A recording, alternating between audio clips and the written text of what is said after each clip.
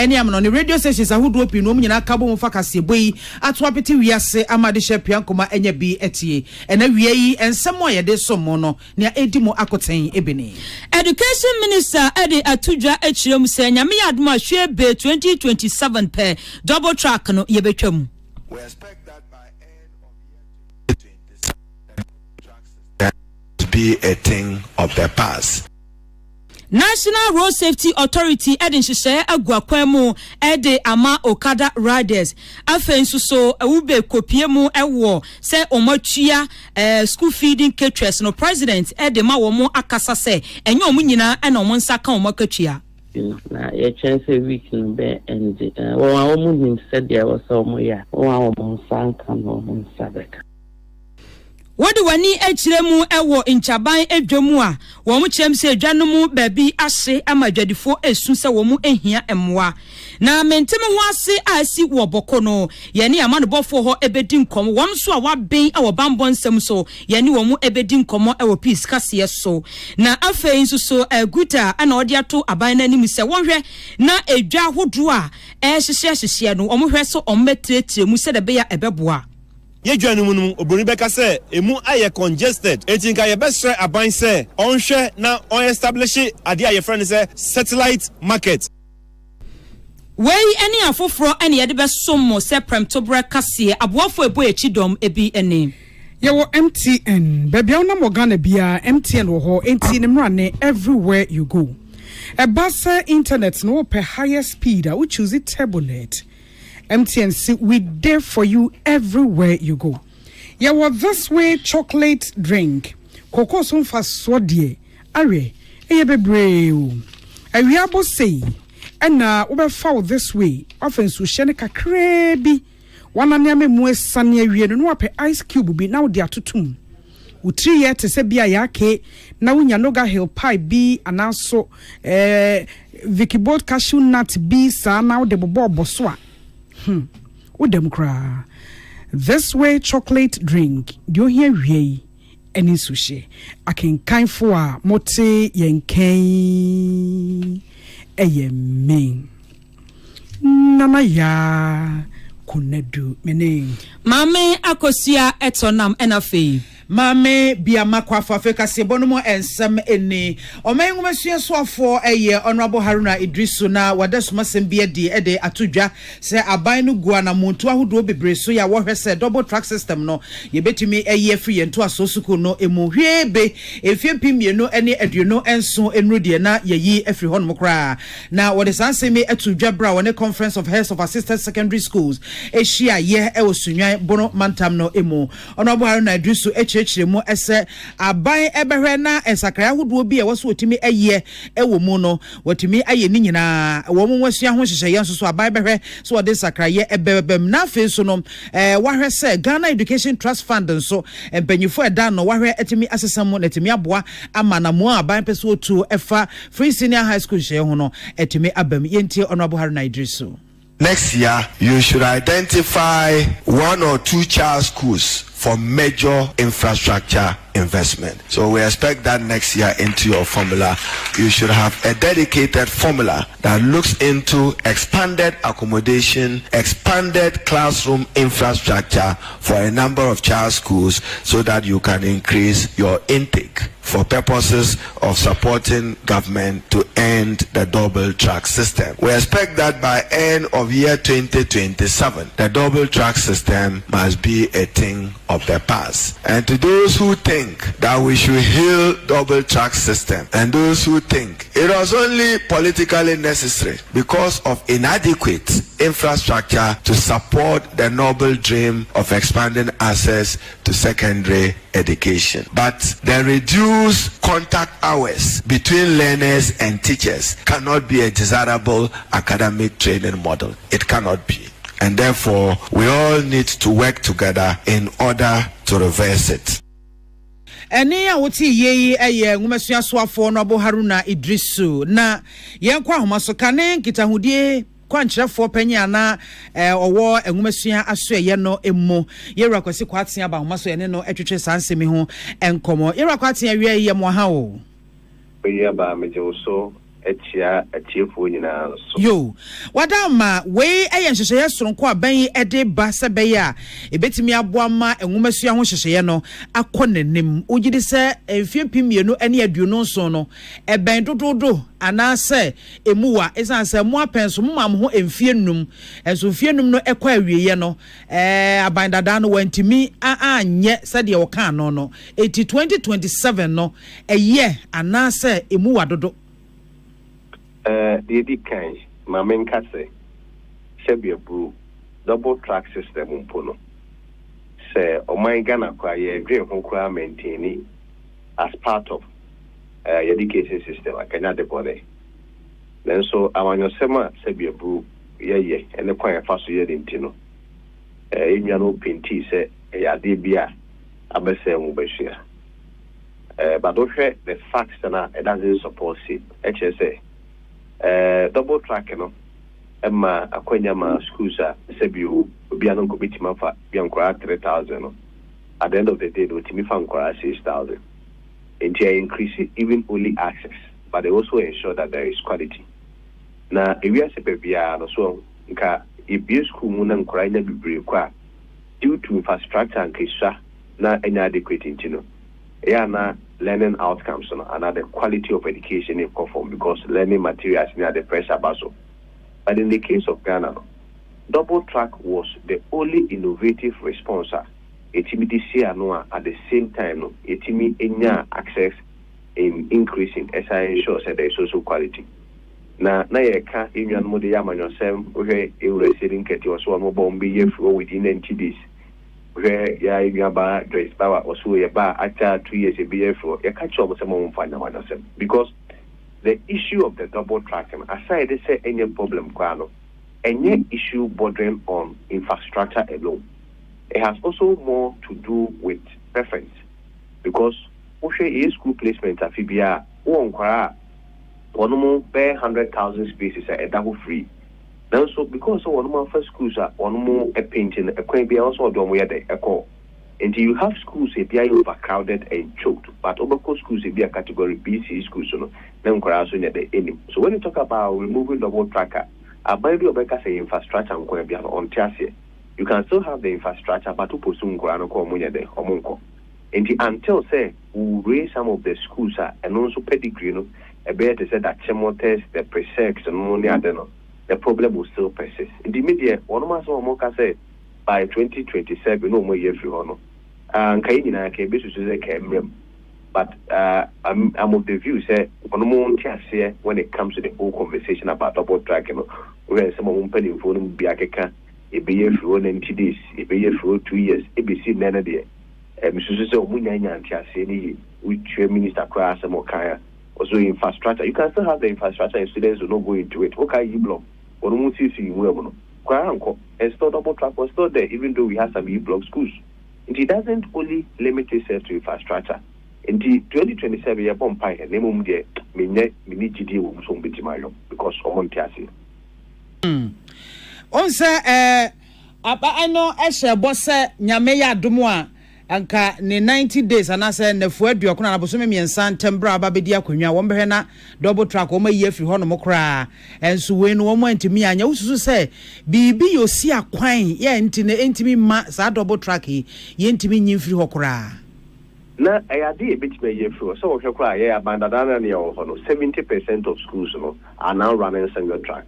Yesterday not all schools were doing double track. See 70% of them you must double track. Even the 30% no grano. One more green board maybe or maybe a penny transition. Almost free double tracking. Now the NTM Moko can say within 90 days be here for hono. Yeah, they want pay with the near check policy necessary. A idea a making sure say school I say fat 3,000 to 6,000. The crowd moving from Gracia and I think in a winner schools to Libya. Near the news had a papa. No more the Yamano said no can 90 days. Let me say a Tiasia no more Tiasia. The problem say a intimate flow. But with time, not the bit flow. That is when you will still continue to build the infrastructure. Not phase, Peter schools in Mubi. Okay, a brand new STEM schools. STEM schools in their category A. It will be all per science or per sec level and now Wesley girls where not na de koye the same science no ewo any of the same schools no also be there ebeko. And we are just hoping that with time you'll meet him. But first of all, you need to understand it. And if there is any problem to within 90 days, then not the whole said no one can say. They simply were clueless about this whole double track system because with them no one would say a problem. But we know that and we were aware say it was an innovative response. Yeah, they increase the enrollment and still ensure say quality. The BSC who say any problem. A innovative response. Na manyosem no mode ye no come to that reality and comprehension there. Minim say bi ombetimaye. But 2027 there, one of the wadro say ya there. Ebi ability there so ombetimayo. Yo, enti say ka se bia aban no enema bi ho no mo a wotufu senka wode beto akwan mu anka bema ne ho aye ha wo se obetimi atwa double track ne mu anka enu 2027 krana nka wo mo ayi schools ni nyina aba be ne single track bibi wo ho sa ebi wo ho se na make us okay say ya most of the STEM schools na here no they were ultra-modern schools, state of the art schools. You say a lot of times the problem has to do with schools now be ITD what's for a lot of people wants to go there. In woman school said they uncle. In Tibia Boko be a separate second why na be a Wesley girls. Now why you choke? But Boko me domabra be our mind na spaces that one grand be brain the uncle. Until you need to also put measures and interventions a bit bigger schools. Yes, I say first schools use a panomonia there and can be school ITD. And so I feel a pijapa. STEM near the call Manfi girls. And if girls in school then can ITD. I feel no super die. In the Akora, no Wesley girls are quiet, but more Wesley girls are you choked on. When you're not no common figures a pet, not or because when you say as a papaya, Emano. So it's not only about infrastructure, the infrastructure is good. But one more footwear among say they should also one more try to bridge the quality gap between the category A and the category B schools. Something that we did that among be preferred even schools like Abumus, which was a new school, but St. Pedro, which was a new school. Now, I feel say, what the Akrano school way, na fe, why na alternatively, no other school be on the Kopia ope. In the spaces na a surplus or excess spaces, and I've already a chaman grano beer and a baby a day. Ako. You're got here, you better say. Yo, kane panyin kwanchirefo ano kasa ema enwumasua so ye no ewura kwasi kwate na wote se ye no edin komena sa double track ya ban chese wo mo ehwe ni mu se ehwebe 2027 nanka wo mo ayi afri ho no mo kra no peace kasebo ye ne Ghana for about 92 ye no wo twetwe nkomo wo mo so agi nchireni double track system and one man cry kwalani bebira dusuan say ko school na 3 months ni amom kwan betina fi eje 3 months ansa no mbesa akoto aso nti margin e bit me ko she school double track be 2 months ba e be ba fi ni e spend more than almost 3 months double track system yi ama acherchefo bebre na antima wie almost lab double track system ne ba en rooms ne bi wo no ma buildings omo wie na like o ma ji e school that's a bed and that's mine because of say doors in the no kwa say you say you or some funny sir can be below na omode double transit by on nam obechinchin obekwa onsuade emunsu awofo no below ha nyumu nya na benyes kan so be e don ba akọ classes the government aba na say so obetwom a me fo no so ontwom na amebo akra we eye Ghana abatan binum na Estalabi ene no won etwetwe enkomo yi Nana otu sechi amo aye panyipa wada womu a womu enuenua aduane ede ema adusuafo a wo man kronkron Ghana ha sei ena wode atudwa echiremu se aban sika wode ababetudwa echiremu se watua wono a wonua aduane mekire school feeding caterers no na eno ena wode ababetudwa echiremu se saa sika yi a woka no eyampa wono onua aduane ebi ensa komode papa ebi mu nso ede akamu a na ewoniama baako mienu bi e wo se omudi gu akwam se de be betimi aboa na wo makatua no atimi aba no eno enti na ma ebi mu de atimi akamu na wode sansem we ebetodwa ebra na asoya ehwe ema mofra na afei nsuso asetena pa so de betodwa echiremu se aban atua sika wo se wode ma school feeding caterers no na no na ye ne nana otu sechi amo edi nkomo no na wo chem se sansem no de eye no krepa na mom ebi nso akamu a yenya ntwa wo mo de ema wo mo Nyamiadum government etia 31 days ekana ewumuno na ebejina eno so de asidama ye minister Dr. Agnes na mumu and effort oputi my government releases ka ma omudi tia lapses kakra wo modie ebinom so wo monsa enkan ye be sense week ni and day ni ntino na ye chance week no be and wo omunim said there was so mo ya wo monsa enkan wo monsa beka nti jamia do momuti na enuachi na obo aban na ba so papa pa se aban ka se watwi omo kana nche kra ana sika no ebeto wo mo account mu na enuachi nso wade de swede edito aban na anim se wonhwe se program no wo be hye mu kena na brenu bia akatua no aye wano school feeding ye de enna eye ejuma no akatua we a ebaye no eye first payment previous government ni tiama ebi ekaye yamene ni penimu aban eba be kono ma ye ti asese na controller nso ma ye ti asese aban first kani na mbaye enti de wo ho no obejamu de amaye enti ye ne controller kwas na no ojai 40 days mu de maye tane baye nso controller ma ye ti asese kanaba obejamu na aban edekoye ti aban foforo na ebaye no eye enadodo a eka wachi na waba abechia eye 31 days no ye juma no bosuma biese bia na matia that ya wo hwe eka edaho a eye juma yere no imprinprin onipa yete nkan panyipa edema wono a wonu aduane edema ye mofra wo mo ewo school mu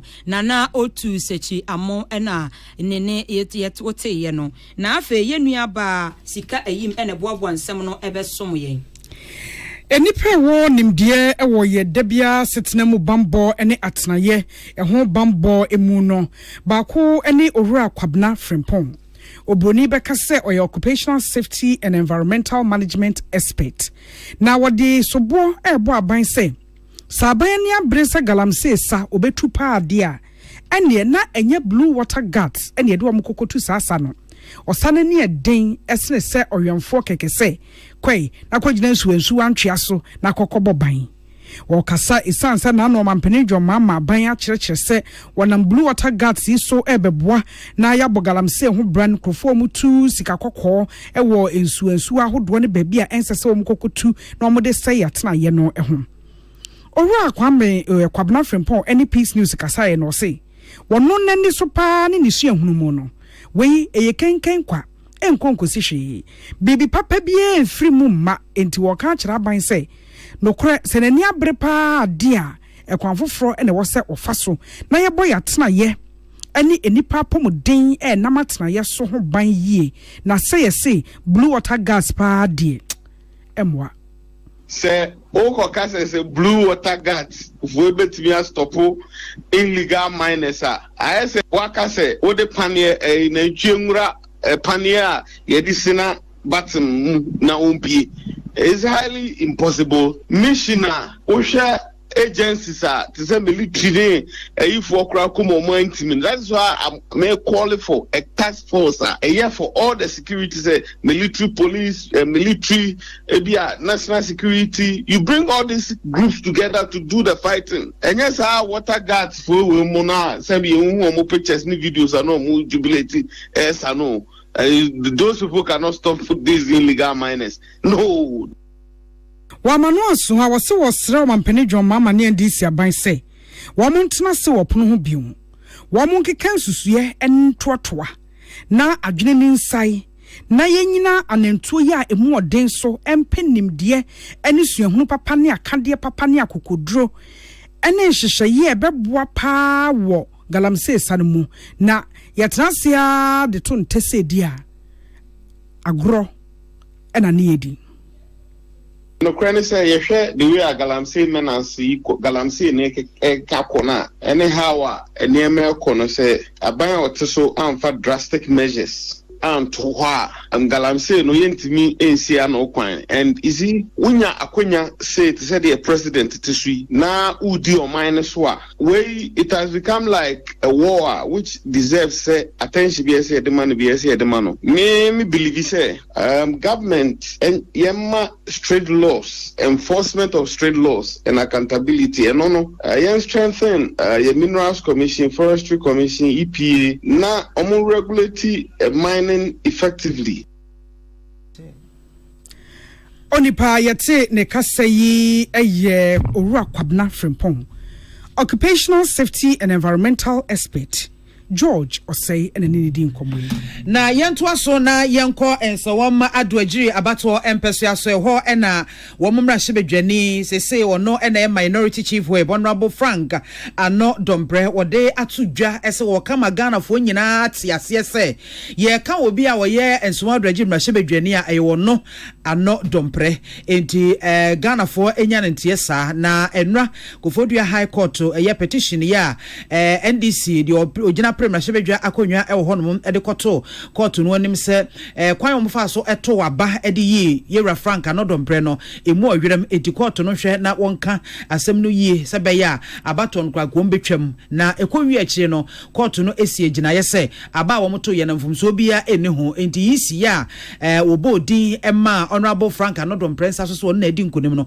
ne kwan so ano no eno gina so ema wobo ye NDC di ogina Premier Shebedwa akonwa no eka city empem aduonum 25,000 Ghana cedis na sa gina yi akoto esi ye ena ene anope kokroko dwumadie so honorable Frank anodompre edi to dwa se odane party achitafo ase odane peso asofo ase achitaya hodo a wo mo deta na gibra na odi court akoniaba emremu ani shishemu yako yamamra ni mu the constitution EC regulations miana and so for Eddie to me, I my name and see I am the member of parliament for Insom Adrechi official. I mean, since when Chami women for Insom Adrechi for Nada, the party in Pennyphone, the former MC, the party rank and file. I'm one Jamimu, Omujina Mechi, Bombechi Dompa, and run on a quiet in Pempers war, a judge on my number of case law. Am I a co Supreme Court, not some back when this is for National say, your coalition, they declare. And I judge in Scotia records in your daddy. Supreme Court normal rulings are that way. If the court in the was a maximum of the Jano and Transum. Na honorable Frank anodompre amananso honomo a ene wodi tu dwache mu se wo hwe esuahuna wono wanya sa bato ne nyane no wakobia edu omanani ku ni penshit ho papa ebo ho ban enti wo hwe court nhwemu ahodo ye ne ne penshit ode kire court no ho zo said the electoral commission kan na eno ano no ye coalition no omo nkrofo da di basabasa ye ba ho no bubu nkrofo sabe na coalition no omo ntima ma coalition na nkoso nti I think out of over 200 plus polling stations no omo coalition about 160 or so and omo stop coalition nti omo coalition wi and omo so omo mpeme na omo wini aba ye coalition no omo so omo wini afi so no omo tititi preach sheet no omo ankasa omo so omo wini no ade e dance here kire se with the abano kra no if you supported you cry excited to pin sheet na sabio so what di nkunimu abato mu a pin sheet yin na so exercise what di nkunimu na ade na to pin sheet na na so am wogidie say amole kokota am abai na abai intino sabio on be use the state power with force maybe a judge or better penny atimbuo for better so no am force no mo declare the amount ene awoti ye so wadra jimra shebedwane honorable Frank ano dompre Openyi kwanchirafo ede ema akwan so adwojo yewura Abraham Amaliba ana wodi atudwa echiremu se mene ukase enhyehyeye a womo edigu akwan mu ede ama wono a wo betwi okada no omchem se hyehyeye no aba bonten na enhyehyeye no mu baako ene se womo bepe helmet bi a ebetimi abo wono wo twi okada se de be ya akwanhia bi kura esia nya ade a ebepra womo na wo kyerem se saa enhyehyeye enhyehyeye a womo susu se womo edidi dwuma anase okada riders ni didi dwuma ebeboa abo won kwan ho eban na wori tudwa kyerem se helmet no so ne bo be yefo pa ebewo ba bia na opebi nso ato a wonsa atimi akabi. As part of the safety measures, the Okada riders are not going to, on their own, look for their own helmets. We, together with the Standards Authority, would prescribe a certified helmet that will be used. We have noticed that some of the helmets they are using are not for riding. Some are like baseball helmets, and some do not meet the standards. Some are so weak, not up to standards. And so when you fall off the motorbike, it cannot protect your head from breaking. And we think that to enforce safety standards, we think that we'll have to in collaboration with the Standards Authority, prescribe the helmet for them to acquire. Chi wakasa ede efa emfia ewasa wunya ansa na watimi atwi okada na wokyerem se samfie no bebre no ekasa ede afa ho se emfie no awomde atudwa mekire emfihie no aduonu enum no wokyerem se bi mo se edoso anyini dodo anasa wanyini dodo emma nipa bebre entimi nya kwanya entimi ntwi bi na wokyerem se wo hwe wo mo LI 2180 no a ekire kra se wo hwe no kra na wo fam nti on de osusu se emfie no awomde aba no ne kwan so ano no. Age requirement is fixed by an act of parliament. So 18 years and above, you can acquire a license to drive or ride. But if you want to drive or ride for commercial purposes, it says that you must be 25. We are dealing with the review of the LI, which is a legislative instrument, which is lower than the act. What the act does not allow, we cannot put in our act, in the legislative instrument, the LI. So the 25 years is borne out by the act, the DVLA Act, that says that before you can ride or drive in Ghana, you must be 25 years and above.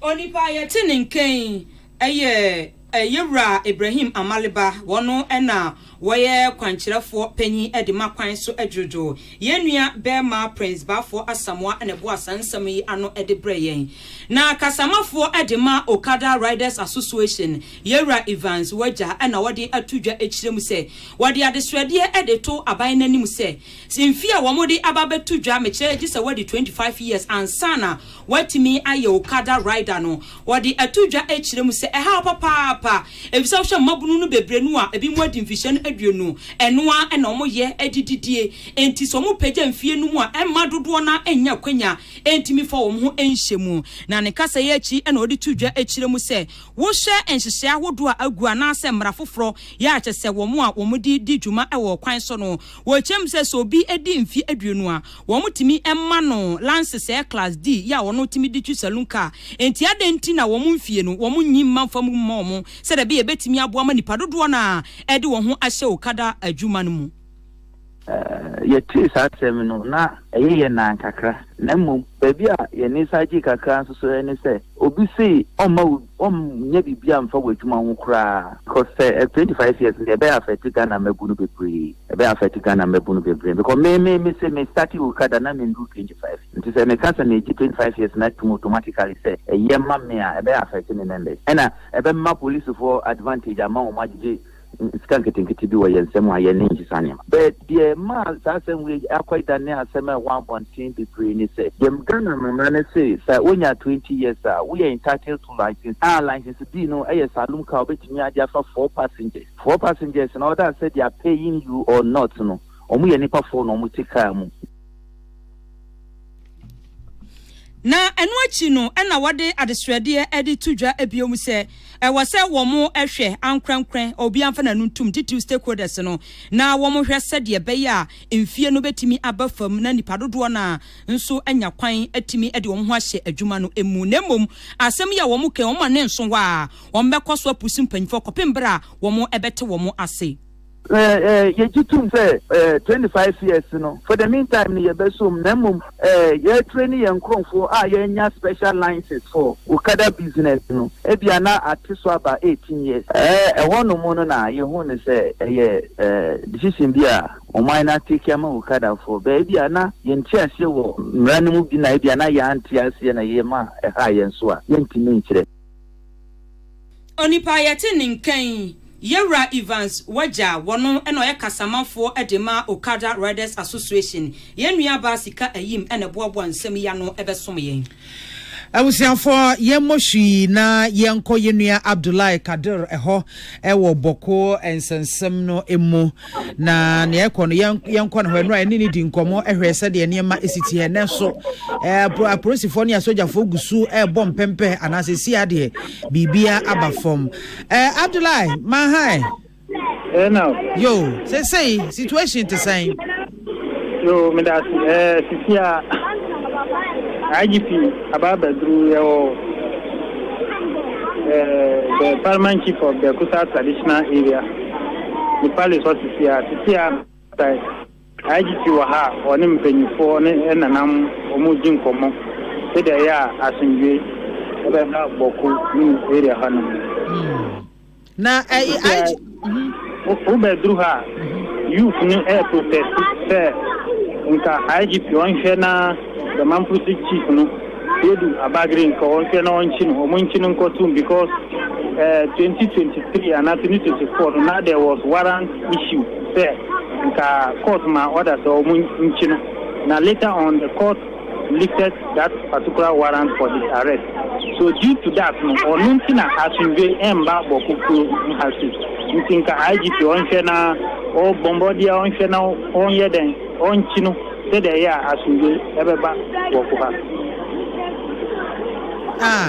eti wadaroma IGP omo ofrihin ansa na oba kusasi hene no ahemfie na dia nkomo na omo obo yo medas anopa won say regional security council no mu bi kan etna yes the regional security council ansa no oba the chief palace it is ano nkomo mu di ni say nka obi anya abusre na si asam no kra mu di akotu otumfo anim ten onhwe na onye adwuma bi mom ya asuje ebeba boko ha nti they should try all legal means and dialogue say the year the two factions no omubet men atna ewa asuje ewo boko ha na se wo hwe baabi enra basabasa ye no esi ya bepem se bra IGP aba no asese abotoye mo kakra ba uyi de mabuni ka kire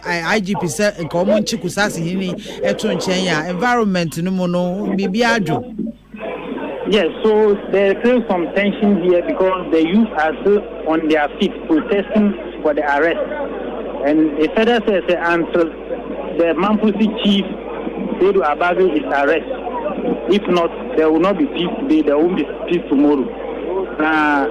Nura Anna Jonosu Binduri Hobebi could be a member. Anna Jono Mututosa Ama Adechin by 5 to 6 more. Anna police for who say Nipamin Emiensa Eda Hon Anna Siaminu Kasi. The body has been taken around 8 to 9 in the morning by the police to be given to their families for burial. But Anna police for who say Nipamin Emiensa Eda Hon Anna Siaminu Kasi. The body has been taken around 8 to 9 in the morning by the police to be given to their families for burial. But in the night,